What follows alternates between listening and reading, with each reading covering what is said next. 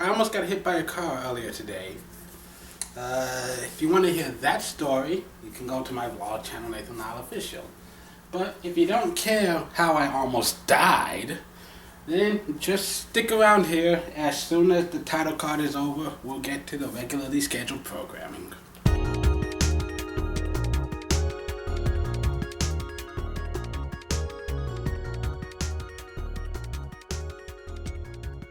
Greetings and welcome to the Fan Perspective. I'm your host Nathan Lyle, and this is WNBA Weekly, the show where twice a week, usually on Mondays and Fridays, I will stand in front of this camera and I will talk about things that have happened recently in the association and things I'm looking forward to in the upcoming days. We've had a busy week of action, so let's get right down to it. On Tuesday, you had the Sun getting back to winning ways, beating the Stars. Then you had the Mercury versus the Fever. The Mercury, they grab another win. They have yet to lose since coming back from the Olympics. Diana Taurasi is just on a tear. Then on Wednesday, you had the Storm fighting their way back into the playoffs. They beat the Wings. Dallas had now lost 9 straight. And remember how I said nobody was going to be able to catch San Antonio for that dead last spot? Dallas looks like they're going to make a try for it. And now Seattle is in possession of this 8th spot, the final playoff spot. And then on Thursday you have the Fever and the Sparks. They've been winless so far since coming back from the Olympics, but then today they finally got their first wins. The Fever had a franchise record 40 points in the first quarter of the game as they completely dominated the New York Liberty from start to finish. The Sparks, meanwhile, they did manage to win. Good for them. They are now back in a tie, just even Stevens for that first place.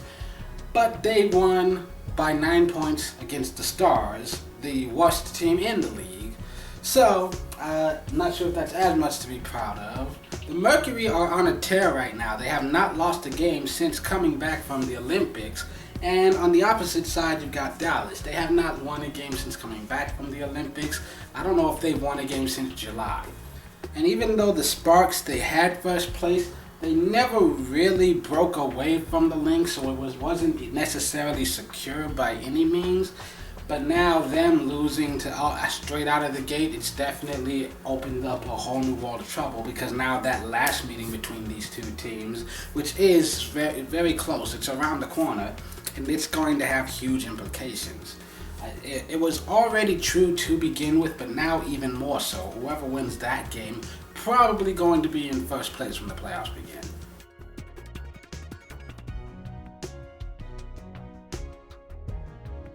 So now we move on to the games that are being played this week. As always, I will tell you which ones are currently scheduled to air nationally, which means everyone can watch them.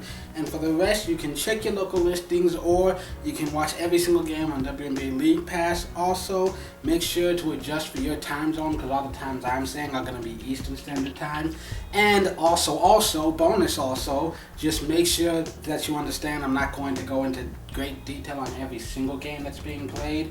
I'm going to focus mostly on the games where both teams in contention have playoff impacts. On Friday, you've got 4 games in action. One of them is the Storm versus the Sky. That one's going to be on NBA TV at 8:30 p.m. Eastern Standard Time.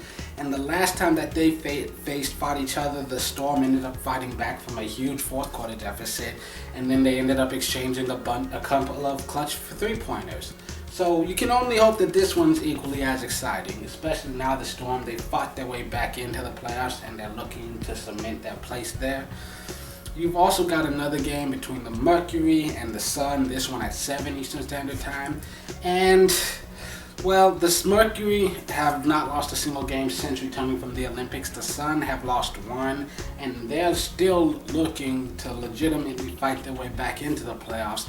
This is a good test to see where they are at. Like, if they can actually manage to beat the Mercury, then yes, they deserve to get into the playoffs.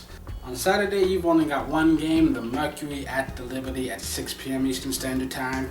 Then on Sunday, you've got 5 games in action. 2 of the games, the Mystics versus the Wings and the Fever versus the Sparks, those are scheduled to be on NBA TV. So looking at these games, some of them have some things worth looking at, others not so much. You've got the Mystics and the Wings.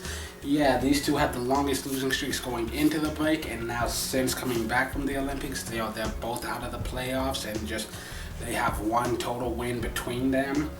And you've got the Storm versus the Dream. Storm have fought their way back into the playoffs, but Dream have still been holding steadily in that top 4, staying very high. So it's not like it's necessarily going to be the easiest thing in the world to beat them. But if they do get handed a couple of losses, they can easily drop way down. Then you've also got the Fever and the Sparks, but they both struggled a little bit getting off to a good start. They finally got their first win on Thursday, and now they go up against each other, hoping to continue stacking together wins and rise up in the standings.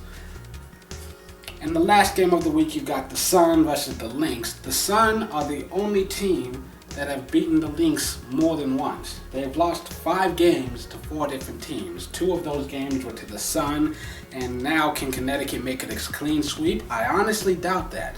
Either way though, it's going to be fun to watch just in case. So that's all I have to say for now.